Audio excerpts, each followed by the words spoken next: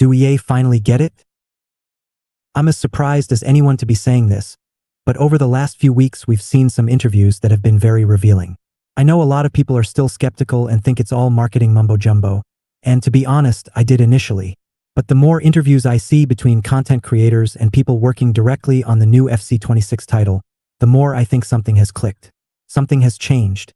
What's telling is that the people being interviewed all appear to be genuine fans of the franchise. They play regularly. For whatever reason, the higher-ups seem to have let the shackles off and allowed these guys to speak freely. We first saw it with Jamie, formerly known as The Economist, in his conversation with the FUT accountant in Vancouver. That was revealing in its own way, and we've seen a few other interviews Jamie has done since. We know he started out as a player and transitioned into working at the company. A lot of people have been anti-Jamie from the start, feeling betrayed or that he hasn't served the community. But I think people need to understand the restrictions in place, what employees can and cannot say due to legal implications. It's far more complex than most Ultimate Team players realize, especially if they've never worked in that kind of environment. What's really telling is the openness in Jamie's interviews, and now in this one with Richard Wall. Thank you for having me. Long-time listener, first-time caller kind of situation. My name is Richard Walls. I'm the game design director on Ultimate Team. I've been on the product for over a decade. I used to be a feature designer. I did squad building challenges, the original objective systems.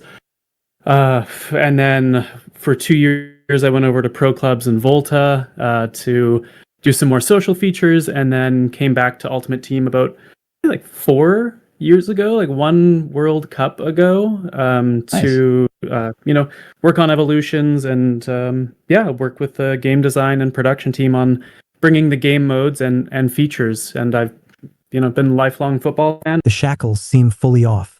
There are moments in the interview with the FUT accountant where it's clear Richard feels free to speak on things that were previously off limits. A lot of the menu things that we've maybe found issues with in this past year would be sometimes you complete an SBC and then your controller doesn't work and it feels like it's crashed, then you just have to reset the game, stuff like that. So hopefully that is one of the things that has been improved with that bit of an update. But yeah, so that specific one, I don't know, but I can promise you I'm going to go to the team and ask specifically about that one. So yeah, I think probably the most important thing to get across is just being vulnerable as a dev team as well. Me saying I don't know if we fix that specific problem, but I'll go find out and we'll add it to our list and we'll get to it.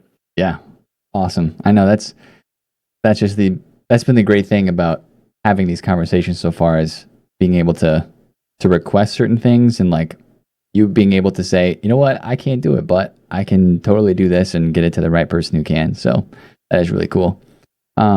I know we don't have a ton of time left, but I wanted to either maybe take a couple of questions from the chat if I could, or maybe just let you take the stand again for a minute or so and talk about anything that you're super excited about. Let's do a couple from the chat. Okay. I'm here to listen, and then I will preach about a couple things, I guess, in the last minute or so. But I wanna hear from the community. One of the questions that I had earlier today that was just mentioned in the chat was icon cards and how some of the dynamic images and even in-game. Remember when we used to have the base, the mid, and the prime, and they would have different looks from different periods of their career. Is that sort of differentiation of the icons still possible? I know they have different dynamic images, but even in-game, R9 with no hair versus the R9 haircut sort of thing. Yeah, it should be possible. I'm gonna add that to my list to take away, get back to you, side channel it, and then you can respond. We're not gonna wait until another pitch notes for me to respond to some of these. I'll find a way of getting the answer to the community. Sure. Let's see. I'm trying to ask a couple more. Oh, this is more of a joke from the chat. I have to ask it, but the Carlos Vela SBC, there's a lot of guys in my chat. There was a end of an era during Ultimate Team this season, and there was a Mexico flag, and they were all like, that's got to be Carlos Vela. And then he hasn't dropped. Is that and super subs. Those are maybe the two things that we feel like we thought we were going to have and then we missed out on in 25. Can you maybe ask or answer why, where super subs went, stuff like that? I can say that this one I've got to dance around a bit because there's some like legal issues. So, Oh, okay. you know what? I can say that super subs is a concept that we're really excited about, but in order to bring it to life, and have it be something that just like fits in better to our ecosystem rather than something that's kind of slapped on, it's going to take a bit more work. Okay. Good to know. Good to know. Interesting. Yeah. No, that's cool though. I'm glad you can even answer that. That's pretty cool. Some people are asking about draft. I know that Jamie mentioned that draft rewards were going to level up throughout the year, but the mode itself wasn't going through any huge overhauls. Is there anything else on that? Yeah, I mean that's correct. We're doing draft rewards. We are updating those. So I know there was kind of two levels of expectations or like hope on draft, and one of them is an overhaul, which we would love to hear what you would like to see. Like I'm like you at home, what would you like to see in draft? How would you like it to be different? And then yes, we're at least touching the rewards, but we know how much potential the mode has, and it is something that as a dev group we're discussing. Cool. One other thing I just saw in chat too that might be one of the last chat questions we can ask for now because of time, but bringing back the tournaments has been really exciting, kind of a nostalgia piece in a way.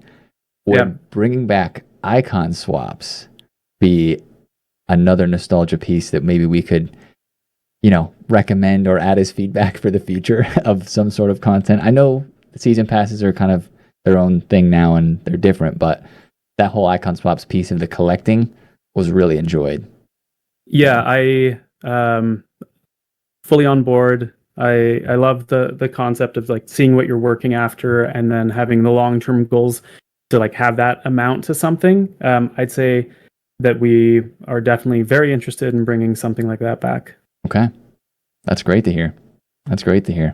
So maybe one last question, because there's been this wanting to know from everybody in the community for such a long time. Don't worry, it's not that hard-hitting of a question. But I know, I'm like, what have we been leading up to? No. This is all we're leading up to.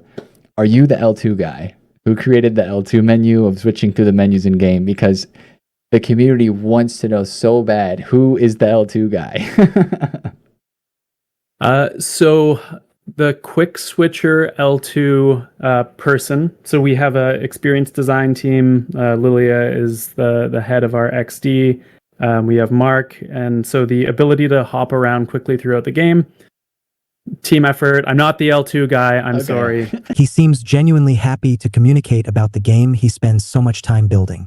Most of us spend the majority of our lives in a workplace, and if you don't enjoy your job, it's hell on earth. But Richard seems to love what he does. He's a passionate player too, and that comes through clearly in the interview. I think there's like some healthy, like some of the feedback that I've seen from the community has been like really fantastic in terms of, hey, it sounds like we're actually listening. And then there's also like a healthy skepticism with it that like, hey, this can't just be a one and done thing. You can't just say like, hey, here's some features that we know you care about. So I'd say like some people have been talking about some of the solves that we're doing for years, such as, bringing back tournaments. And what I can say now is that we are like properly staffed. We have a team called the Continuous Development Team, whose focus is on being much closer to the day-to-day frustrations or opportunities. So two-way street, tell us what you love and you want us to keep doing. Tell us what you wish that we had that we don't have, and continue to do what you're so good at, which is telling us what's wrong right now. And we're properly staffed to start working on these things in a much more meaningful way than we were, 2 or 3 years ago. So just like, thank you for having me. I'm really excited to continue to interface with the community and actually like build the features that you want. Yeah, well, it's been awesome having you on, and we really appreciate it. I know the community has really enjoyed the interviews and all the ones that were able to be done in Vancouver, and even these now. It just feels awesome to be able to feel this close to the game and get a whole lot of news straight from the source. So yeah, thank you very much for being on. I mean, likewise, instead of just like squirreling away for a year and building a game, like this energizes me so much. I'm really excited to go back talk to the team, see what's going on with end of squad building challenges, and not being able to, well, basically having to force quit from there. Yeah. So yeah, thanks for having me. It's been awesome.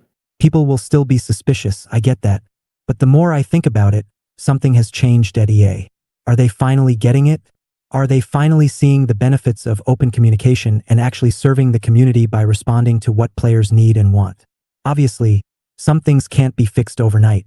Takes time. But the intention feels like it's finally there to make a good game.